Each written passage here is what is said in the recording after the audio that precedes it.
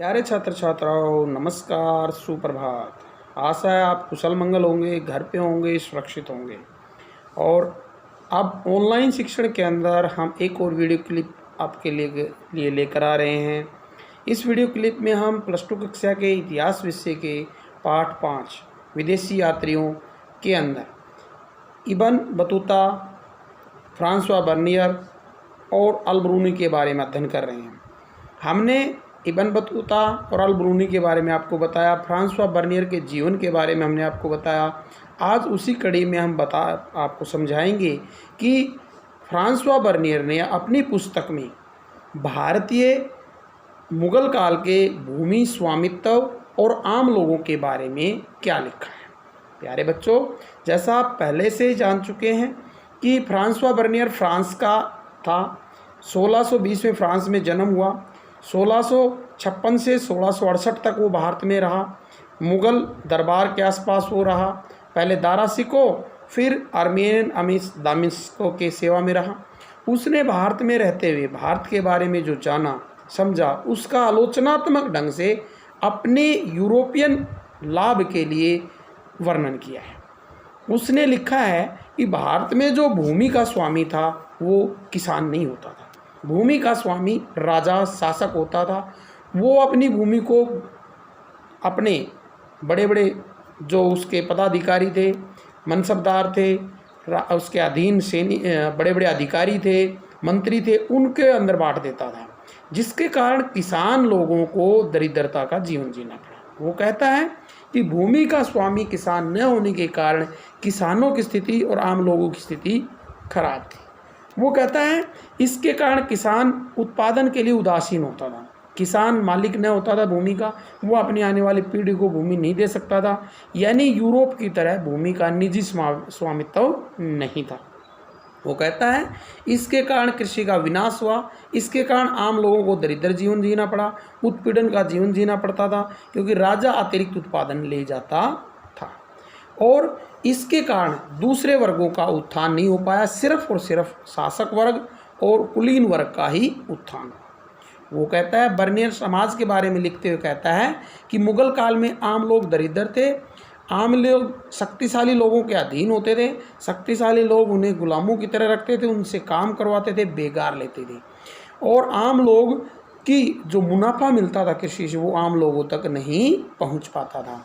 उनके बीच काफ़ी अंतर था, कुलीन वर्ग, उच्च वर्ग और गरीब वर्ग। वो कहता है भारत में मध्यम वर्ग नहीं था जैसा कि यूरोप में था। लेकिन यह बात पूरी तरह सत्य नहीं है, क्योंकि हम बाद में जब हमने देखा और इतिहासकारों के ग्रंथों का अध्ययन करते तो हमें पता चलता है किस प्रकार काजी का पद था, अध्यापक का पद था, चिकित्सक का पद था, वैद्य लोग, ये सब चीज़ें पाई जाती थी, परंतु उनका रूप थोड़ा अलग होता था जो यूरोपियन से भिन्न था। इसके अलावा अल ब्रूनी की तरह उन्होंने जो वर्णन है वो नहीं किया। अल ब्रूनी ने अच्छी अच्छी बातों का किया, उन्होंने यहाँ की अच्छी बातों का कम और आलोचनात्मक वर्णन ज़्यादा किया है। वो कहता है कि भारतीय जो कृषि है वो पतनशील थी। जो राजा होता था वो भिखारियों और क्रूर जो कमज़ोर लोग थे उनका शासक होता था, क्रूर लोगों का राजा था। वो कहता है इसके शहर बेकार थे, कबाड़ थे, और वो सिर्फ एक विशिष्ट खराब हवा वाले शहर थे। झाड़ीदार खेत होते थे, दलदली भूमि होती थी, उत्पादन अच्छा नहीं होता था। और भूस्वामी किसान स्वामी न होने के कारण, भूस्वामी राजा होने के कारण ये सारी समस्याएं थी। इस तरह से वो यूरोप के निजी संपत्ति के अधिकार का पक्षधर यहाँ हमें दिखाई देता है कि निजी संपत्ति का मालिक होना चाहिए व्यक्ति को, जबकि सामूहिक संपत्ति को नकारता है। लेकिन दूसरे इतिहासकार जो अबुल फजल है मुगल काल का, वो इस बात को पूरी तरह इसके साथ सहमत नहीं दिखाई देता है। फिर भी यूरोप के लोग बर्नियर के द्वारा जो पुस्तक लिखी गई travel in the Mughal empire, इसको पढ़कर ही प्यारे बच्चों भारत के बारे में अपना दृष्टिकोण बना पाए।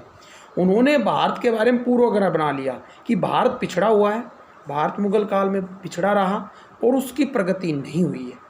इसलिए प्रगति करने के लिए वहाँ पर यूरोपियन लोगों को जाकर वहाँ निजी स्वामित्व और आधुनिकता का संचार करना चाहिए। इसी के कारण उन्होंने एक लॉजिक बनाया और भारत में बाद में अंग्रेज़, पुर्तगाली, स्पेनी ये लोग आए और व्यापार का बहाना करके भारत को अपने अधीन किया, अपनी संस्कृति का प्रचार किया, अपने विचारों को थोपा। और इसी के आधार पर मॉन्टेगू, जो कि बहुत बड़ा एक दार्शनिक था, उसने अपना प्राच्य निरंकुशवाद का सिद्धांत दिया। कार्ल मार्क्स, जो बाद में द्विराष्ट्र का जो वर्ग संघर्ष का सिद्धांत उसने दिया, उसने भी भारत के बारे में इसी तरह की पुस्तकों को पढ़कर पूर्वाग्रह बनाया कि भारत में वर्ग संघर्ष पाया जाता है, राजा और किसान के बीच संघर्ष चलता है। लेकिन जब हम अन्य इतिहासकारों के बारे में पढ़ते हैं, उनका अध्ययन करते हैं, तो हमें पता चलता है कि बर्नियर का जो वर्णन है वो काम का तो है, इतिहास के लिए महत्वपूर्ण है, परंतु उसमें काफ़ी चीज़ें आलोचनात्मक ज़्यादा है और सही व्याख्या कम है। वो यूरोप के साथ भारत की तुलना करता है, यूरोप के साथ भारत का तुलनात्मक अध्ययन करता है। उसका उद्देश्य ये था दिखाने का कि यूरोप के लोग, यूरोप की व्यवस्था भारतीय व्यवस्था से अच्छी है। इसलिए उन्होंने मुगलों की आर्थिक स्थिति के आलोचनात्मक वर्णन किया है।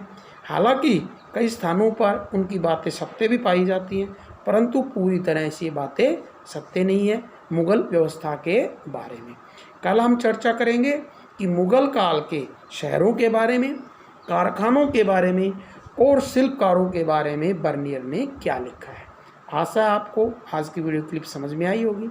अगर अच्छी लगे, समझ में आए तो इसे लाइक कीजिए, सब्सक्राइब कीजिए। धन्यवाद।